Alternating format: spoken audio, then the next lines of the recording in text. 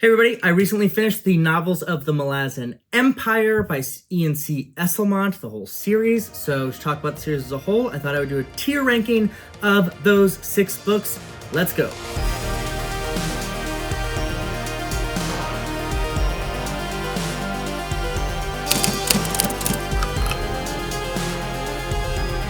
The Novels of the Malazan Empire is a 6-book series by Ian C. Esslemont that roughly parallels the latter half of the Malazan Book of the Empire series, Malazan Book of the Fallen series by Steven Erikson.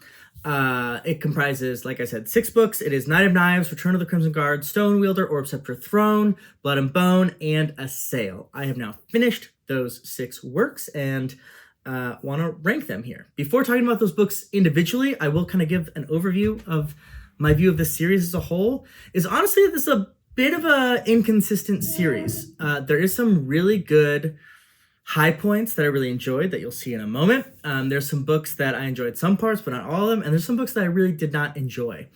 And it feels to me like Esslemont sort of changed his instincts or what he wanted to do with this series. I think at the beginning, it really was just what I described. It was this series that was going to take place in conjunction with the other series, almost like a special features. That might be too harsh, but like something for those who liked the Book of the Fallen and wanted to see kind of what wasn't there, some stories that weren't there that were told in the background.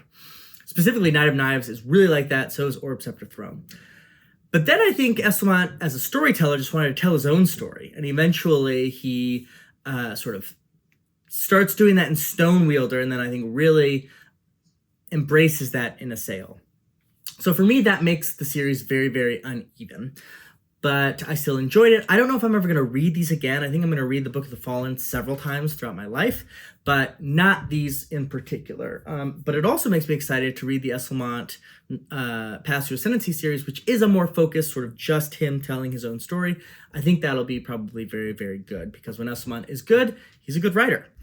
So let's get to the tier ranking. Now, to explain my tier ranking system, pretty easy for those of you who read Malazan, and if you're not watching this video, you haven't read Malazan, but Elder God is the top tier. Then we've got Ascendants, Imperial Mages, High Mages, and Squad Mages. Now, if you've watched any of my other tier ranking videos, I am very purposeful that we have to have some sort of like U-shaped graph here. Can't have just all Elder Gods. That's not a real ranking system. So if I'm going to put anything in Elder God, I can only put 1 in there.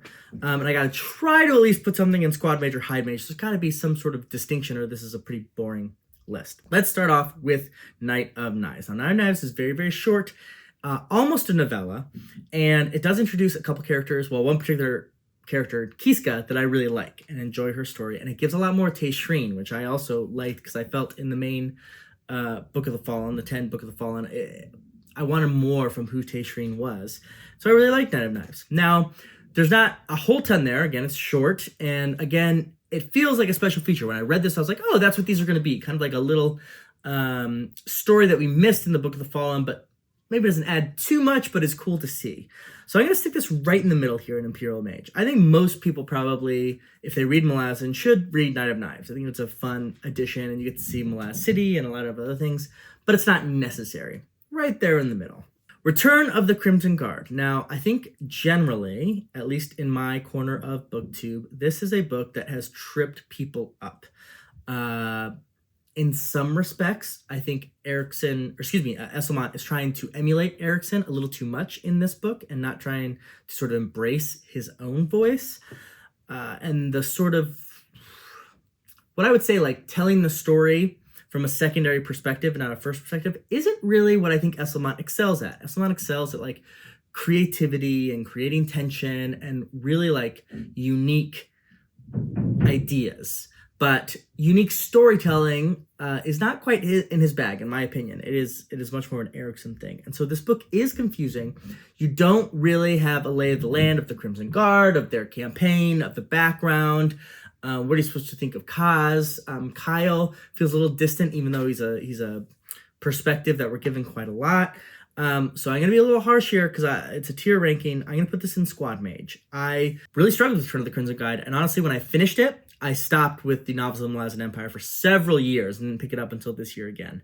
So I do think, especially if you read Night of Knives and like, oh, these are just like little, I shouldn't say little throwaways, but like these are additions to the main 10. And then Return of the Crimson Guide takes you somewhere that's very odd, doesn't feel connected to the Book of the Fallen, and does connect to, obviously, the story that eventually is going to come in Novels of the Malazan Empire, but I think really struggles. And I think both the storytelling and the plot itself is tough. And so that's pretty low on my list. Probably at the moment my least favorite Malazan book. Which is why it took me forever to get to Stonewielder. And Stonewielder, I'm going to put it right up here in Ascendant. I think Stonewielder is an excellent novel, and it is just that, a novel. It is a contained story that makes sense. Story progression, it stands on its own outside of the Book of the Fallen in a unique area of the world with some really cool ideas. I mean, the Storm Riders versus those who are on the wall, and this goddess that has taken over the island, and the ideas of this faith taking hold in many different areas, and reflections on the Malazan Empire as is it a good, is it a bad? And there's a little bit of the Crimson Guard storyline continuing on that kind of, I think, works much better than Return of the Crimson Guard and gets you invested in where that story is going in the latter half of these novels of the Malazan Empire. And Greymane's storyline is great. I think Kyle's storyline is great in this book.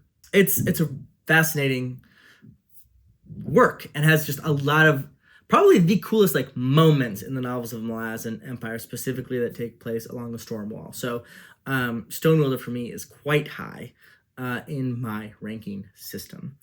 Orb, Sceptre, Throne is an interesting part of this series. It's almost a standalone. There is obviously the end of the Kiska storyline and the Teshrin storyline, which is important, but also, and Leomund of the Fail is obviously a very interesting part of that discussion, but also the Darujhistan feels kind of like its own thing. It's a very interesting own thing, and I like it quite a lot, and I like spending some time with Antsy. I guess like my weirdness about this book is not the content itself, because the content is really, really interesting, right? The Segula versus the Moranth. We get a little bit more of the Moranth storyline. There's some Krupp stuff, but it does feel similar to Night of Knives, kind of a shift back to a special features, I keep using that term because that fits best in my mind, part of Book of the Fallen. Like what happens in Darujhistan after Toll the Hounds? Why are the Moranth gone and the god is not willing? I mean, obviously not at the writing of this book, but that explains it. But it doesn't have anything much to do with the Crimson Guard, which is sort of the heart, I think, of the novels of the Malazan Empire. So the content is good. And probably even more so than Stonewielder, this is the most page-turny of the novels of the Malazan Empire, especially towards the end, and that tension between the Segula and the Moranth. But like the themes don't hit as hard as Stonewielder. So it's going to be an Ascendant, but it is going to be behind Stonewielder for me. And we'll just leave that there. Orb, Sceptre, Throne, I think is very, very good. Now, Blood and Bone, I'm going to be honest here. This might shock some people because people really like this novel. I do not like this novel. I'm going to put it in a high mage here. It's not... Squad Mage, like Return of the Crimson Guide, I don't think is a very good book, unfortunately. Blood and Bone, I think, is a good book that hangs together. But I said this in my review. I just feel like mostly it was, this jungle is bad. And a lot of stories of this jungle is bad. And there's so much interesting stuff with this being the center of Calor's first empire, and Calor actually being a part of this novel, and also with what happens with Skinner and the division in the Crimson Guard, and all of that I thought was honestly not a very good ending. I didn't enjoy it, and I thought at the end of the day, it was kind of a bad sort of Heart of Darkness Apocalypse Now retelling. And I did enjoy it. Now, this is a very unpopular opinion I learned since I posted my review. I think a lot of people really resonated with Blood and Bone and its rich Malazan lore. Obviously, there's a lot of lore with Jakuruku, that continent or subcontinent, but it just didn't work for me. I'm so sorry. But thankfully, I do think the series ends on a high note with Assail. And interestingly, in Assail, the storyline I like most is not the end of the Kyle storyline, or even the Forkle Assail at the end and sort of the 4 founding races, or even the Silver Fox stuff, although I did like all of that.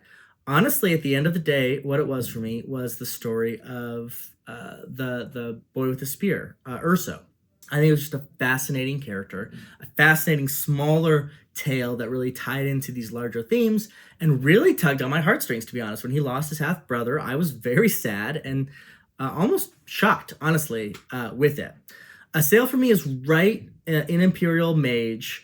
It just misses Ascendant because some of like the Gold Sea stuff and sort of, honestly, as I'm talking about this, maybe just like places as really bad places aren't as interesting to me as they are to some other people. Like the jungle in Jakuraku, or like the sea in Assail.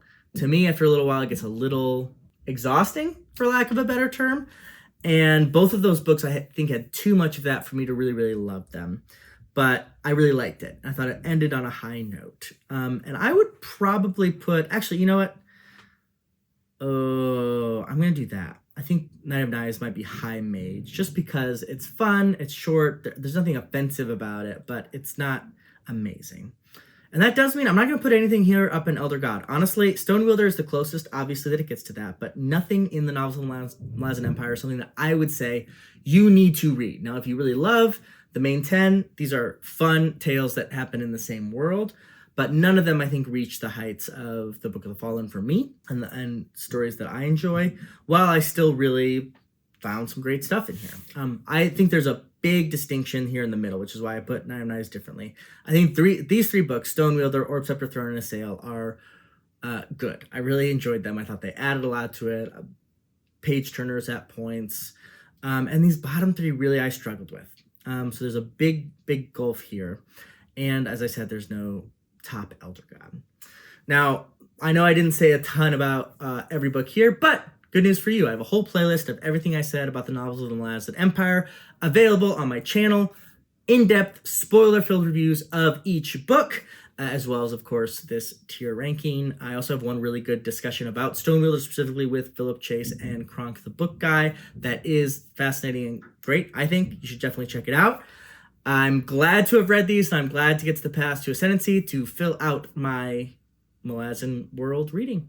Thank you all for watching. As always, first in, last out.